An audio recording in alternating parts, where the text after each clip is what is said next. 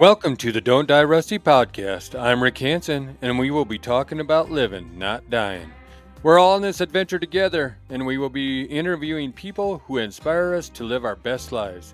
People with various backgrounds who will walk us down the trails they took to not die rusty. Adventure in life are many things to many people. It could be a sprint or an endurance race, but with each adventure, we become a better version of us. We hope you keep chasing those dreams, being the best you, and of course, don't die rusty. Hello, Don't Die Rusty Nation. We are lucky enough tonight to have Lacey Singleton of Official Sober Cowboy with us again. She is a wonderful person, and she has a wonderful organization that I think everybody should at least take a look at, and if not, help her out.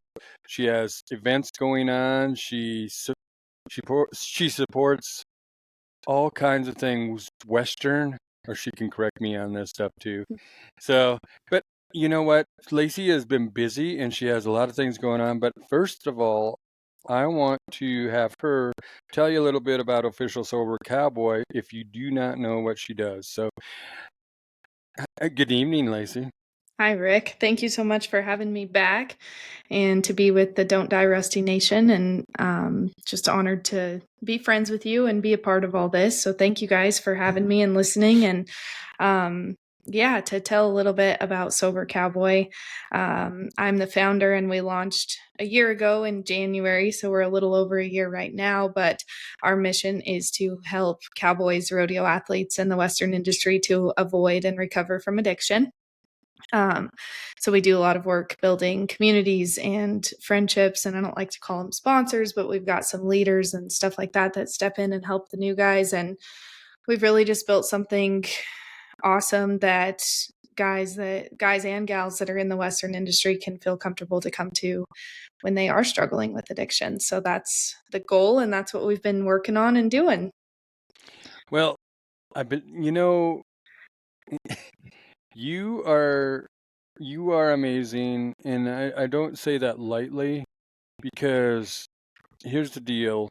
You have given me 3 guests that one of them you don't even know that you gave me. Well, now you do, but you helped me get a hold of Cody Custer, and we did an interview with Cody, and I drove out to Huron, South Dakota, and I was waiting for Cody. Then Jerry Norton, world champion bullfighter, happened to be there at the same time, and Cody says, "Hey, do you mind if Jerry comes and has supper with us?" And then, if you would have seen how that episode was made, is the most amazing thing of 2 cowboys finding an empty room, and we just had the podcast. It was funny. It was fun. Anyway, and then everything that went on. But I thank you for that one. And then we talked to Joe Ernst too, and that was a great episode too. And I learned a lot, and we talked about a lot of things.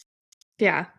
Joe's got a lot of fun stuff going on. I'm super excited to see what he's going to do in his career coming up. And he had a big move away from me to Texas. And so now I've got too many friends in Texas, I think, and have to be down there all the time to see all my friends and do all the work. So, but yeah, they're both great guys. I don't know Jerry, but of course, Cody and I became friends last year in June at Battleborn Bronx. And then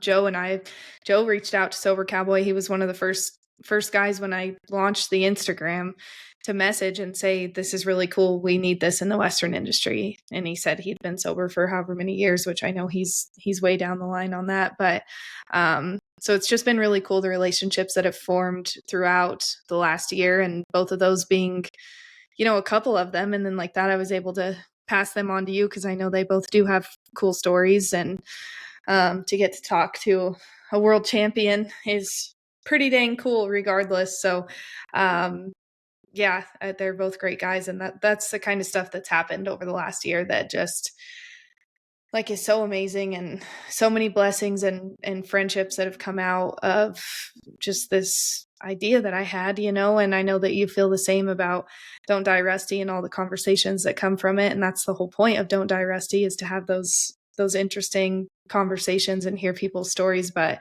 it's really cool to see how people open up when you just allow them that little bit of space to do so. And those are the friendships that remain, you know. And it is, and you know what? It is so nice to get a text from you or a call from you or whatever out of the blue. It's amazing how certain people, these friendships keep growing, and I'm lucky in that aspect. I want to tell the people out there, Lacey has a podcast she puts out here and there, and I want to say I just listened to the Jason Taylor one. Yeah, that was the last one we did, so I think that one posted a week or two ago. Yes, it did, and I think they need to listen to our episode of when we did you the first time. We did the episode with you the first time, because I'm listening to it and I'm going, when he started talking about meth, having 2 daughters, wife, all that stuff, and I'm thinking, I can't wait to hear Lacey's perspective of being the daughter, because if you need to listen to the episode, but Lacey's been in the situation somewhat before. Yeah. And so my question to you is, when you did this episode, how did you feel? It's really interesting. That was the second conversation that I had that in that form, and I'm going to get into more of what I mean by that form. But the first one was with Tyler Avent, and he is with Wild Courage, which is another organization and podcast that you should check out if you haven't. Don't Die Rusty Nation, because it's really wonderful, especially the men and the wives. The men that are struggling with addiction or any kind of trauma or mental health, but then the wives too that are dealing with the husbands and or whatever their own struggles. So Tyler, I didn't have the podcast running yet, the Sober Cowboy podcast, when we did Tyler's Sober Cowboy story. So it's kind of in a different form, but it can be found on our website under the Sober Cowboy stories. He also was a meth user, and he just had the one baby, which they still just have the one baby now, but at the time. And so to talk to him, it was like talking to my dad almost, you know? Really? And so when I say this, I don't want to say this and sound, I don't want to sound insensitive when I say this, but I love talking to the guys that were addicted to meth, because it's so close to home for me, because my dad struggled with addiction and still does. He's an addict, has used meth on and off most of my life, and more on than off. So I've definitely experienced that side of addiction as well. And I think that one is honestly harder, because before I understood what that addiction was personally, it's like you're losing somebody. It's like a death. Like it's not that person anymore. Like, that's not my dad when he's high. And I know that Tyler's wife and other loved ones in their lives, you know, Jason's wife as well, probably feel the same way. Like, that's not my husband. That's not the father of my kids. That's not who I married. It's a completely different person. So to see those guys come out of something like that is so hard to recover from, is just like, it gives me so much hope. And I'm so proud of both of them, and then anybody else that has done it, because it's not an easy walk, that's for sure, with something like that. I mean, no addiction is, but I don't know, for some reason I've seen what meth can do to a family and to a person, and it's so intense, and it takes over every single part of your life, and it's devastating. And so to see them come out of it is just, with their lives and their family still, and still they haven't lost anything, thank God, God willing, you know, that grace was placed upon them, and it's just amazing to see that recovery. So yeah, to talk to Jason and hear that from his point of view. Obviously I've heard it from my dad, and his story, my dad's, is up on Sober Cowboy stories as well at sobercowboy.org. But and he someday we'll do a Sober Cowboy podcast with my dad, but it's going to be a while because he unfortunately didn't make it out of that situation as gracefully as the other guys did, and he's serving time now. So he hand wrote me, I think it was 11 pages front and back, or 16 pages, something like that, something crazy, of his whole story. And so he goes into, his addiction, and that was 2 years, well, a year and a half ago that he wrote that for me. And so he's still very fresh in recovery. And honestly, prison is a weird thing. And there's a lot of weird things that go on in there that I think feed the addict, because it's a bunch of addicts locked in a place together, and they don't know how to adjust and adapt to what recovery actually looks like in the outside world. So that's a whole nother conversation in itself. But, to watch, to witness and get to see these guys that have come out on the other side, it gives me hope, and should give those struggling, or those that are, a family member or a loved one of somebody that's struggling, it should give them so much hope, because it's not easy to do, but it can be done. Well, when I was listening to Jason's, and I kind of understood some of his thoughts, because everybody talks about a love language, and this isn't, it's funny that you're talking about meth and a love language in the same sentence, but I think, he told about how he grew up and he was a worker, and that's what he was. And I think that's how he showed it, that he loved the people around him, because he just worked and he needed that meth to keep on moving, especially like at the sale barn and other things. So, but I was thinking, to understand what he went through, and I don't want to say too much about this, because it started hitting me about a quarter of the way through. So if you get a chance, go listen to this episode, because it's pretty. It hit your heart. It did. Yeah, he's amazing. And obviously his faith and the grace that he holds within himself and shares with others as a recovering addict is something to be admired. And he would say it's not him, and it's not like Jesus works through people, and he's definitely working through that guy. And it was amazing. He's something else. And I listened to his church, because they live stream it on Sunday, and I'm like, he's also just an entertainer. So he's hilarious, and you wouldn't even expect him to be a pastor, because he's just so raw and real, and like that. He cusses a little bit, and he's very, deep Southern Texas, and he's just funny. But yeah, it was a great conversation, very eye-opening, and like that, to then compare it to the situations that I've seen in my own life with family members. And there's so many similarities, but so many things that went different at the same time. But like that in my dad's story, and in, what I know and see of my dad, because we're very similar in that way, like that, the love language of work.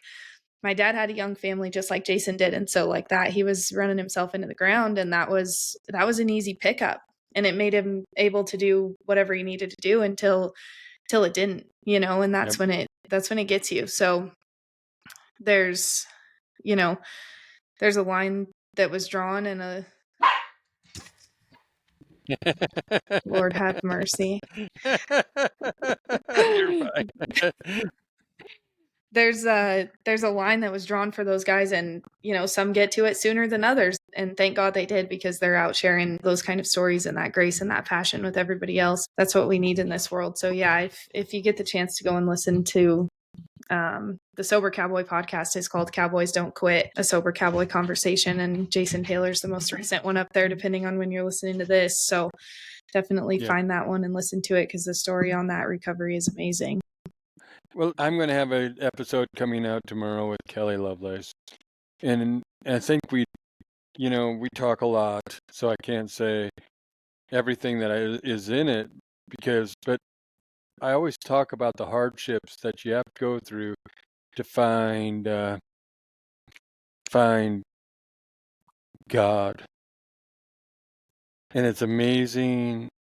Sometimes it's sad that you have to go through so many hardships, and sometimes, I said this in another episode. I said I have a friend that used to be a highway patrolman, and he said even the hardest core atheist believes in God, because when you have somebody in a car wreck, that's the first thing they say is, "Oh God."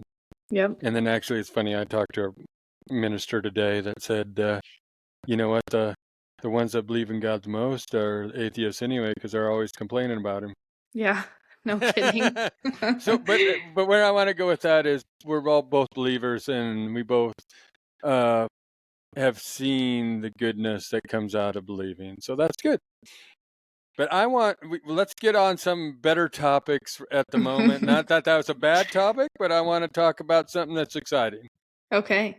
And you have a bull riding coming up, or in June? Is it June? It's in May this year. So It's in May. Yeah, May 17th. And it's our second annual fundraising event for Sober Cowboy. So last year we did a Calcutta bull riding. This year we're going a little bit bigger, and we're doing an extreme rough stock. So we're going to have bareback horses, saddle bronc horses, ranch bronc, and bulls.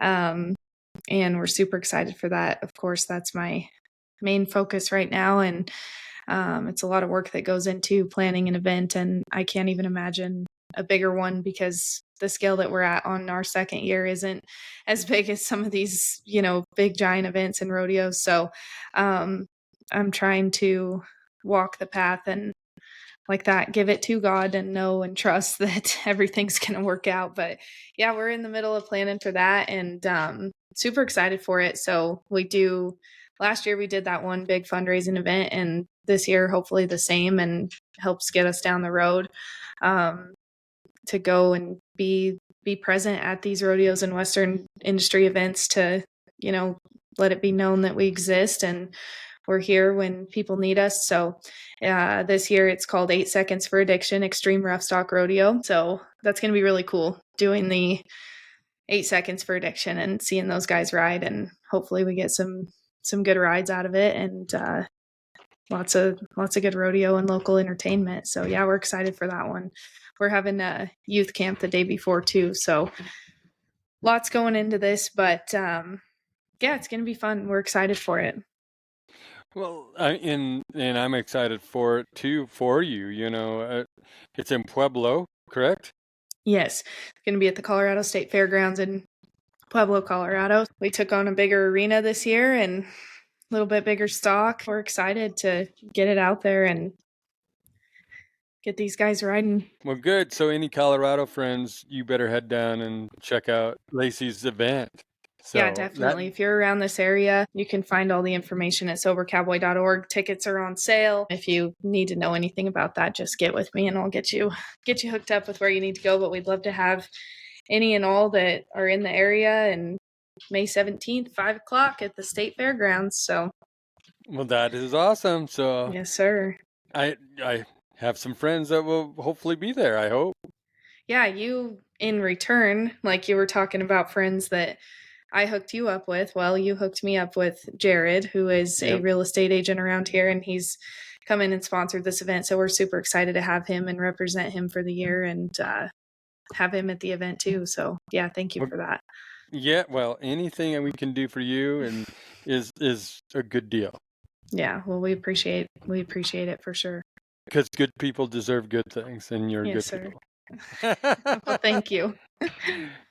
So what else has been going on in your life? Just feels like just working. I picked up another job, so I'm back to 4, which is crazy and unnecessary, but hoping to achieve some personal goals this year, of buying a little land and maybe a house. I don't know. I think I said that last year too. It's always been my goal. So I'm just trying to hustle it all around, but thankfully it still allows me the opportunity to, put most of my time and effort still into Sober Cowboy. That's what my world revolves around right now. So yeah, it's just been really cool to see, and I'm just excited to see what continues to happen and the conversations that keep happening and the people that we meet. There's been some, wild interactions. I have a story that's kind of crazy. I had a guy that I met, he was fighting bulls in Cripple Creek. We met one time at this rodeo and kind of became friends. He was, pretty interested in Sober Cowboy. And so I was like, cool. And we, got each other on Facebook and all that. So we were kind of keeping up with each other there, and had maybe seen each other at an event or two after that. I'm not sure. I can't remember. But either way, then I have another friend, Cole Lampson, who is not commodity, which he does leather work and then kind of has created this brand that, his stuff is not of commodity. And so he's also a Sober Cowboy and has given back to Sober Cowboy in ways that is different. Like his brand chooses to honor Sober Cowboy and gives a percentage of his sales back to us. And so that's kind of cool. He's like the podcast sponsor. And anyway, so I'd met Cole one time. He came down here to get a tattoo, and we ended up having lunch before his tattoo. So we met briefly, had lunch for an hour or whatever. And so neither of these people know each other, of course. Well, one night, I don't even know when this was, into summer, maybe this fall, and Vinny, the bullfighter, texted me and said, do you know anybody in Greeley? And I said, well, I know one guy in Greeley, kind of, Cole Lampson, the not commodity guy. And so I said, what's up? And he said, well, I've got a friend that's needing to get to rehab like an hour and a half away from Greeley, and he needs to go now. Like, it's not good. I said, well, let me see what I can do. And so I called Cole, who doesn't know any of these people. And I said, hey, what are you doing? It was like Friday night, I think. Yeah, it was a Friday night. I called Cole. I said, what are you up to? And he's, nothing, just got home from work, hanging out, whatever. And I said, well, there's a guy that needs help getting to rehab. He can't drive. He's, really messed up and drunk or whatever it was. I don't know if he was in his pickup. I don't even know what really happened, but basically Cole ended up picking him up and taking him to rehab that night. It was late. It ended up being like 11:30 by the time he dropped him off there and made his way back, another hour of driving. And I didn't even really know what happened, but I texted Vinny the next day and said, did your friend make it? And I texted Cole and said, did you get him there? And it all worked out. And then a week or two later, I got an email from the guy that, was in inpatient, and he said, thank you so much. This community came together and got me there, and so I'm really, I'm the face and the driver, but I'm just a catalyst to get everybody where they need to go and hopefully connect the people that need to be connected. So that little stuff like that happens all the time, which that wasn't a little thing. That was definitely, again, a God thing, that lined everybody up in their paths. And maybe I met each of those guys that I met one or two times to line it up for that. And that's what it turned into. And, hopefully save that guy's life and got him on the path of recovery. We talked a little bit when he got out of his inpatient. I haven't talked to him since. I thought about him today, actually, and I need to text him. But just cool stuff like that that's happened throughout the year is what keeps me going and, makes it all worth it to get that email that somebody made it there and is doing what they need to do. So stuff like that's really cool. I know that you have those things come up as well. Well, I do, but here's the deal. I put out a post yesterday because when I went to Cody this weekend to reflect and re-energize and relax and just kind of look within myself. So when I posted this yesterday, because Saturday was my birthday, and I just like to reflect on my birthday. When I was younger, probably didn't reflect. But that's besides the I point. usually do on my birthday too, because it's a pivotal moment, It is, and it's funny because I was looking at some of the little things in life that I posted that I didn't become an NFL football player, and I wish I had one more conversation with the people that I really wish I would have understood I needed another conversation from, and a few other things, been divorced, this and that. But what I've learned is just what you said, that's why I was smiling, is because I now have those people that I know I can call if I truly had a problem or needed somebody like you just had. This is the impact you make. You said you just maybe talked to them once or twice, and I would do the same thing for you because I know who you are and I can feel your energy and can feel the good person that you are. But you have those people that now will stand up and do the right things for people Mhm. because we know the good people. You Mhm. know, if I'm saying this right, sometimes I need a translator. I admit that on here, but what I'm saying is we start surrounding ourselves with those good people. Good things are going to happen in this world. Yeah, And, absolutely. and that is where I'm I also said that's where I found my peace because I can be me and I can have my peace. If somebody needs something, I'm a phone call away Mhm.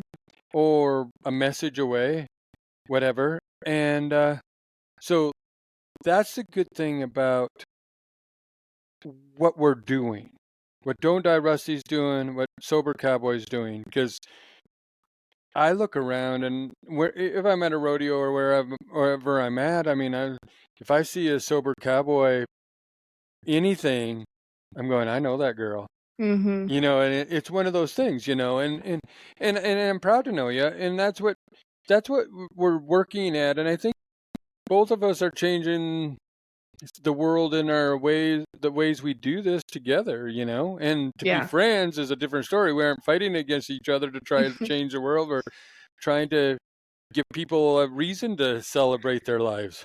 Yeah, no, we're all in it together and in any form that we can help each other. It's different lanes, but they all come together on the interstate at some point. So it's it's cool to see, that's for sure. And it's yeah, with whatever little things that we can do, connect people, tell a story, you know, that's the thing with what you do and Sober Cowboy Stories in particular, I think are super important because everybody's different. Everybody's got a different story. And if we can highlight those like that, Jason's is a little bit different than Tyler's, is a little bit different than Cody's, is a little bit different than Moss's, there's all these people that have a Sober Cowboy story and they're all a little bit different. And so when that person comes along and they stumble across it and they're looking through there and they read a story and they're like, "Oh wow, that's exactly what happened to me.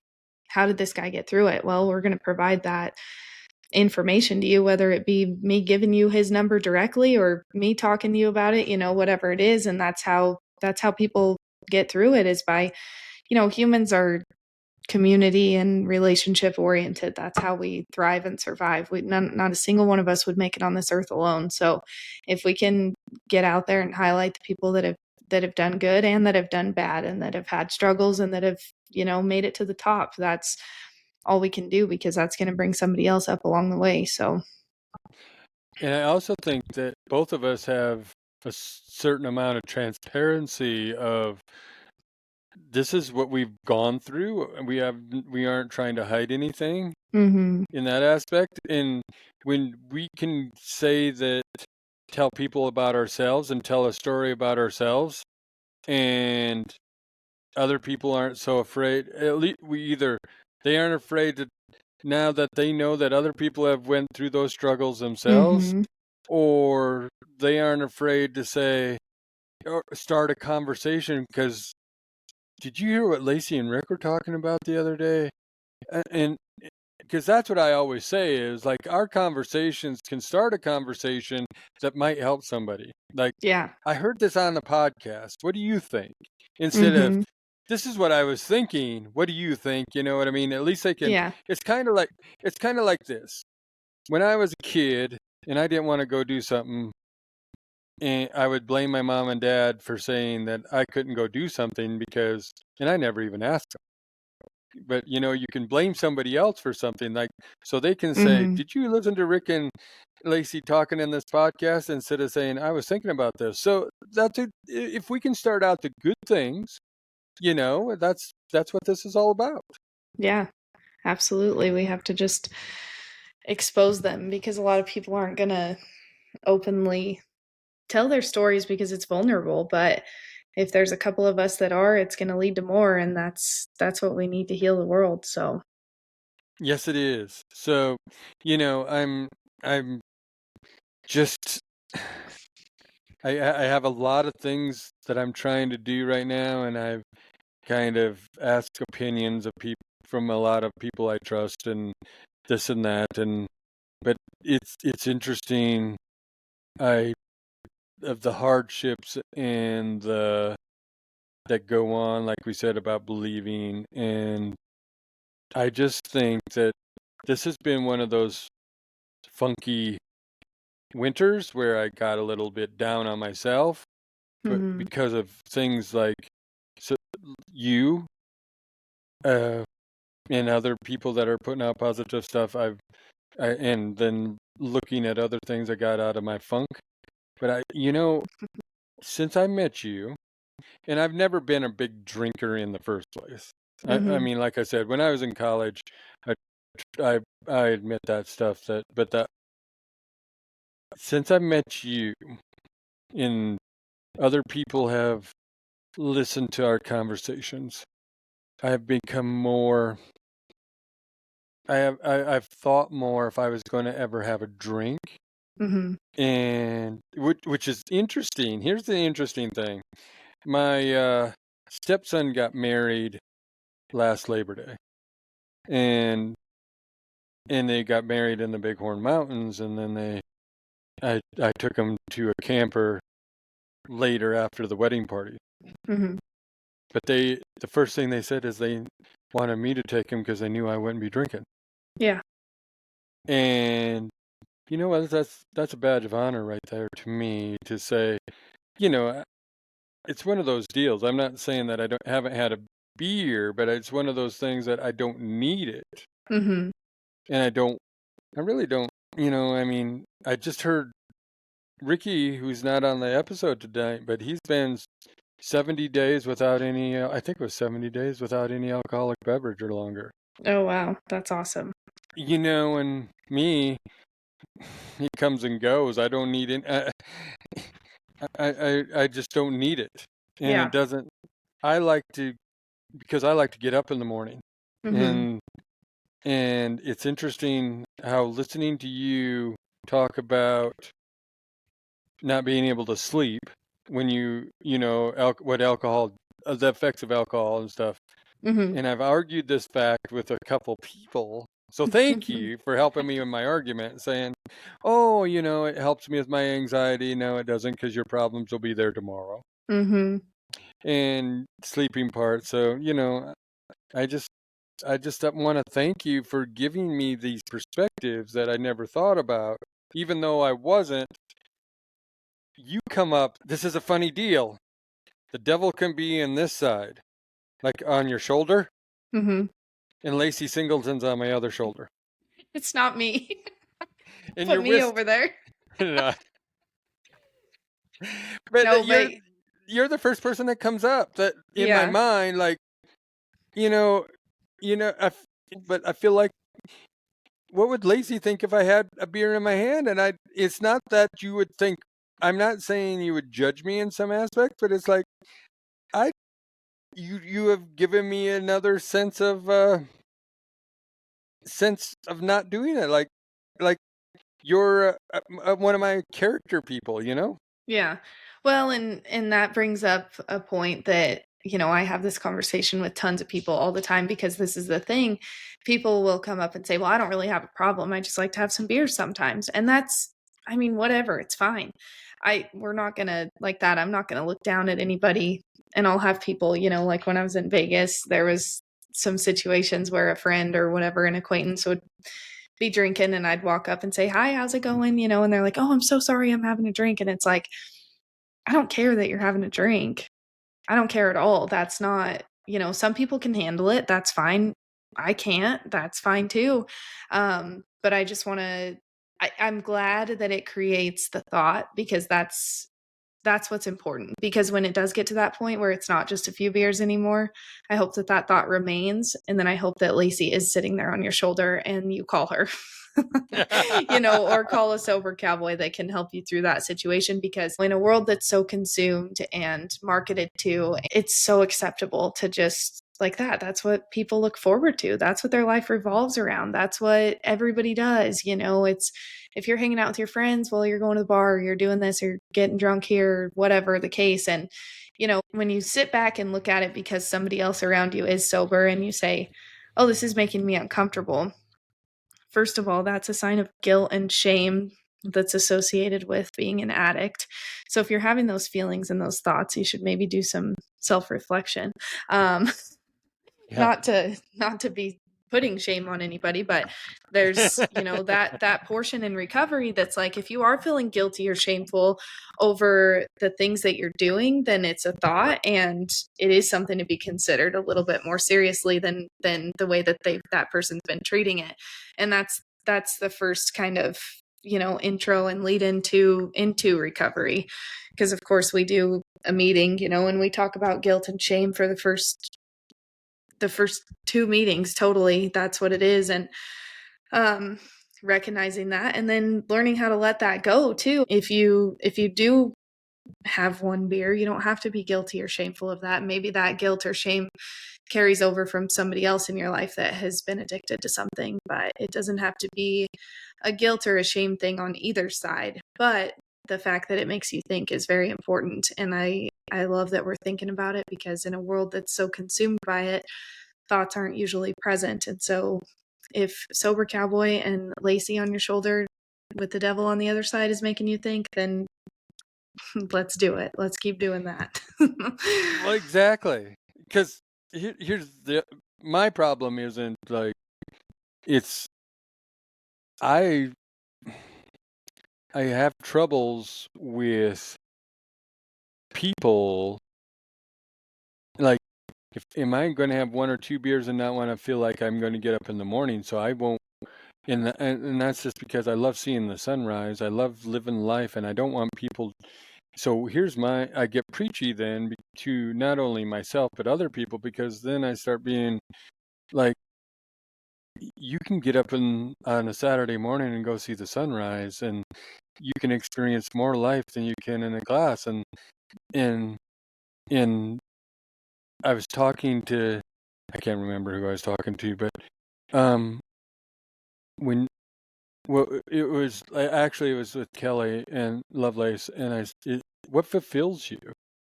And what fulfills me is those days that I have the peace, I have the view, and I'm taking it in. I'm seeing everything around me, and my heart is full, my soul is full, and Mm-hmm. and you realize what you have, and you say thank you for the surroundings and the people that you're with, and that's what fulfills me. And so that's my big deal, is like, you know what? I'd rather spend whatever on gas and go to climb a mountain myself or whatever Mm-hmm. than go have a few glasses of beer or whatever. And I'm Yeah. not, and like I said, like Lacey said too, I'm not, if you can handle it and do that, and that's up to you. But for me personally, it's like, when you get up in the morning and you see what God has given you, and unwrapping the night and seeing the sunrise, that's some of the most beautiful and best things to me. To talk to people, I mean, I've talked to 6, maybe that's a little high, maybe 5 people that have been addicted or something like that in Mm-hmm. the Don't Die Rusty podcast, and to see all them enjoying the best parts of their life now Mm-hmm. is amazing.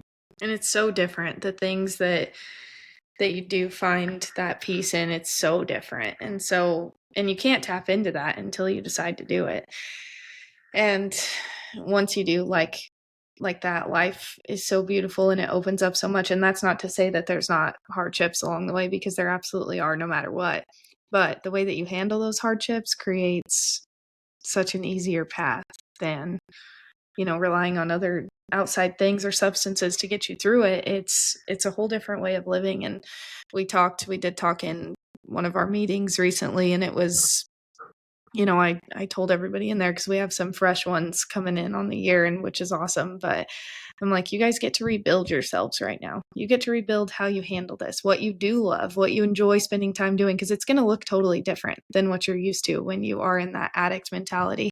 It's going to look completely different, because what used to be fun to me was sitting on the porch and drinking 20 beers with my friends and getting drunk and yelling at each other and fighting. But now, like, I don't want to do that.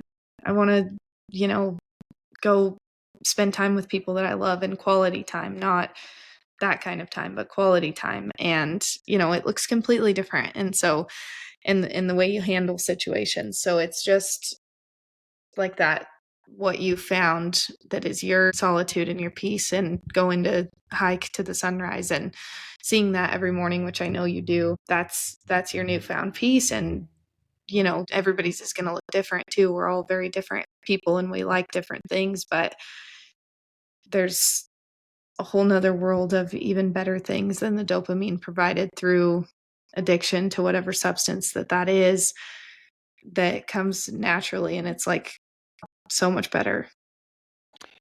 Yeah, and today, what you're kind of saying is kind of my post today on Don't Die Rusty, my little clip for tomorrow's episode. But I was stuck comparing myself to who I used to be. And I don't know if you saw that clip. I didn't. I would like you to listen to that clip when you get a chance sometime. I will. But I kept on comparing myself to who I was. Mm-hmm. And one day, and younger, I was just this and that. And one day I was driving down the road and I started doing that, and I thought to myself, stop it right now. Stop comparing yourself to who you were, and remember who you are. Mm-hmm. And when people can start seeing who they are, who they're changing, who they're becoming, Mm-hmm. and smile, life is just so much better. Oh yeah.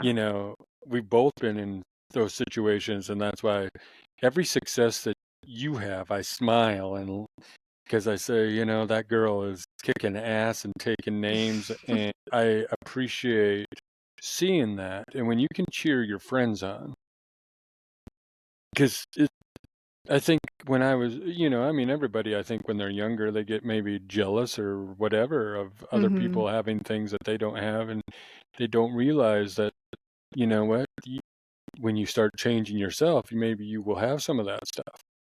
Yeah. And I, it's kind of like in anything, honey. Somebody gets a bigger buck, you wish you're just not now. I mean, I'm not now. I'd cheer them on, but you're just going, oh my gosh, if I, wish I could have been there, or whatever, Mm-hmm. or winning or anything or doing whatever. When you can start seeing that your life is changing and your dreams, you're tackling your dreams. That's what it's all about. Yeah. Comparison truly is the thief of joy. And that comes in so many different forms too, like comparing to your older or your younger self, comparing to your friends, the people on like Yeah. that social media. There's so many things to compare ourselves to these days, and it's just not worth it. And you got to find you, and then you're going to shine brighter than whoever you're comparing yourself to anyway, once you do. And that comes through finding God and being able to bring that faith to light through yourself, because there's no better version than once you do that. And that, like I said with Jason, that grace and that faith flows out of you, and it's a different glow that comes out. But that's because God thinks we're perfect in every way, and he made us that way. And so comparing us to somebody else, why would you do that to a perfect creation, Yeah, and we got to just realize we can strive to be the best we can be every day. And if we falter, we need to give ourselves a little grace. Mm-hmm. Because for me, and I think I can say probably you at one point for sure. We're our hardest critics. Oh yeah, all the time. Still to this Y- day, I'm the worst y- on myself. yes, and we need to learn to give ourselves that grace, you know. And Mm-hmm. and when we started learning to give ourselves grace, I'm not saying permission, I'm saying grace. Mm-hmm. Like, yes, you've stumbled, but we're going to get back up and keep moving and not say, you know what, stumble, lay down there, roll around in the dirt, Mm-hmm. and I'm saying stumble, you got back up, wiped yourself off, and we keep going. Yep. And You have to. and we do. And that's the best part about what we're trying to do, I think. Mm-hmm. Yeah, So, I agree. And we gotta, everybody, it's never, rock bottom can always get lower if you let it. So yep. it's choosing when you decide enough is enough and want to step into that light and be able to proceed. So Yes. So anyway, you have anything else going on? no, I've just been working. I need to focus if we're going to talk about being critics on ourselves. Which one of my goals this year was time management because I'm so poor at it. I'll get locked on one thing and obsess over it until it's completed and completed the way I want it and not get anything else done in between. So right now this rodeo is taking on that form. And so like that, I need to do my own podcast and be reaching out to people like I was this time last year when I found you. And, there's a lot of things, but having that grace and also learning how to make that time management into relax a little bit too, which is hard to do. I did this weekend and it was really nice. I was home and haven't been home, very consistently on the weekends. So it was nice to get some R&R and catch up. And but by the way, if you do listen to Jason's podcast with us and then you want to go listen to Jason's church, he's doing, I think, 6 weeks on relaxing and giving these giving these issues, to God and having that day of rest and how important it is for us, not only mentally but physically too, but especially mentally, and that's where we we lack as humans, and especially in this culture that we're in right now where it's just, we grind and that's what we're supposed to do and we're supposed to be hustling and making all this money and doing all this stuff, but you have to take care of yourself first and foremost. So I'm trying to learn how to balance all of that, and I know that it is a balancing act, but trying to do that and just, I'm ready for the wind to stop blowing and be able to be outside a little bit. Well, I will tell you that is from Colorado to South Dakota because that I wind has been blowing. Gosh, it's so annoying. I was at work the other day and they're always complaining about, the snow or when it's cold. And I don't ever, because Yeah, I don't mind the snow and I don't mind the cold. You can always bundle up and put more layers exactly. on, but there is not a dang thing you can do for this wind. I don't care if you put on a windbreaker, wind jacket, it's terrible. I hate it. So that's the only kind of weather I really complain about. But yeah, that's making us a little stir crazy, I think, and ready to, we're ready for spring and summer. So I don't know, Rick. I've mostly just been working, and I did go down to Texas for that fellowship of the Cowboy Church conference, and that was really good. Met a lot of great people down there. They've got some really wonderful things going on at those. I attended 2 different cowboy churches, bar none, which is Jason's, and then Cross Brand, which was really cool. And they've just got beautiful facilities and so many things to look up to and not compare to, but look up to, and hope to be there someday in our own ways. I hope that Yep. Sober Cowboy can provide that kind of facility and care and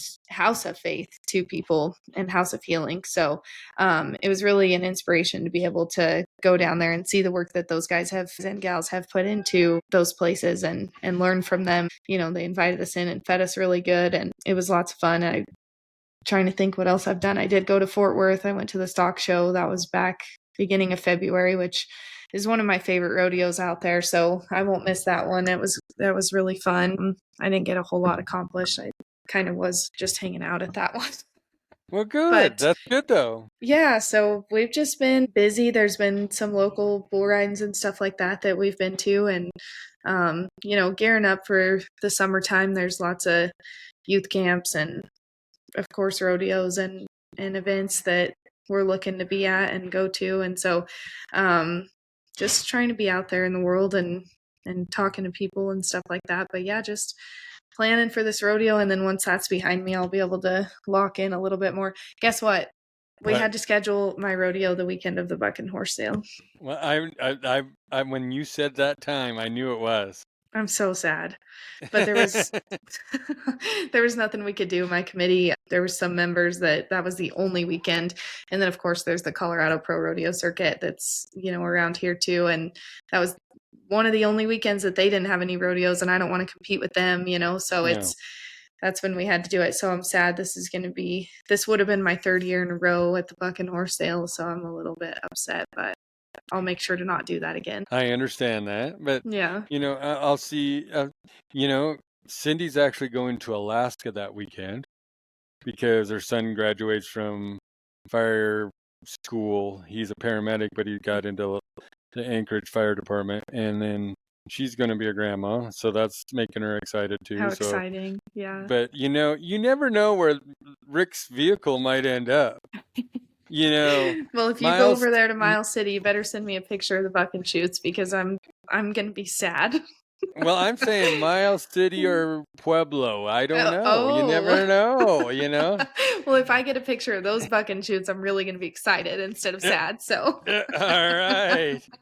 So, well, I'm going to, instead of asking you what's a good life right now, because I think we've talked about it, and I know you're busy and you have all kinds of things going on. So I'm going to say, what fulfills Lacey? Well, the little story that I told about connecting those people, stuff like that, when that happens, that keeps my gas tank off the E. That keeps me full. That keeps me knowing that what I'm doing makes a difference. And it's, again, not what I'm doing, but the path that I've been led to fulfill the needs and what I've been called to do. My purpose in this world is that. And if it's as small as connecting a couple people to get a guy to rehab, then that's what it is. But that's huge in my book, and that's what fulfills me. And being the person that they come to when they need it, or having these conversations in the middle of a rodeo ground that, somebody lost their kid to addiction or lost their parent, and being able to be a shoulder to cry on and a comfort for those people, that's fulfilling. I'm to a point in life where, like that, the most important things to me is spending time with the ones I love and working as hard as I can at this purpose that I've been given. That's fulfillment. Well, that is awesome because, it's all about making the right choices in life. And I know we were talking earlier before we got on about being tired and about all this stuff. And then you're way busier than I am, but people don't realize the work that goes into all this stuff. Sometimes I don't think they do. Yeah. But every time I get to have a conversation like this is what really, really keeps me going. Yeah. What keeps a fire burning.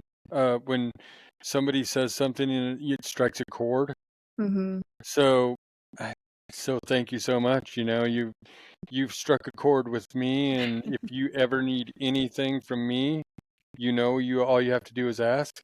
Yeah, well, back at you, because I know that we're far away from each other, and we do try to check in. You're better at that than I am. You check in on me all the time, and every time you text and you're like, "Hey, I just hope you're good. Have a good day." I'm like, Rick is so kind and sweet, and that is so genuine. So I appreciate you a lot too. And even when I am busy and I'm like, who's texting me? And then I see that it's that, and I'm like, I'm blessed, and I'm blessed to be busy. So we can't be complaining about those kind of things. But I appreciate you a lot. And yeah, I'm sad we're going to miss Miles City, but we'll get together at some point, even if you don't make it to Pueblo. If you do, yeah, let me know, because we'll get you taken care of. But yeah. All right. It's really great, and I appreciate you for, again, allowing us to be here for supporting Sober Cowboy the way you have. Well, whatever you need, and I suggest anybody go listen to Lacey's podcast, and then go to the rodeo if you're close to Pueblo, or go to the rough stock event, I should say, and just support Lacey. I mean, I love that you can support Don't Die Rusty, but Lacey is such a good person, so anything you can do for official Sober Cowboy, go do that, please. Thank you, Rick. I appreciate you. Yeah, I appreciate you. So everybody keep chasing your dreams, being the best you, and of course, don't die rusty. Thank you for listening to the Don't Die Rusty podcast with your hosts, Rick Hanson and Ricky Bruley. The Don't Die Rusty podcast is written and produced by Rick Hanson and Ricky Bruley. You can find us on Instagram and on Facebook at Don't Die Rusty.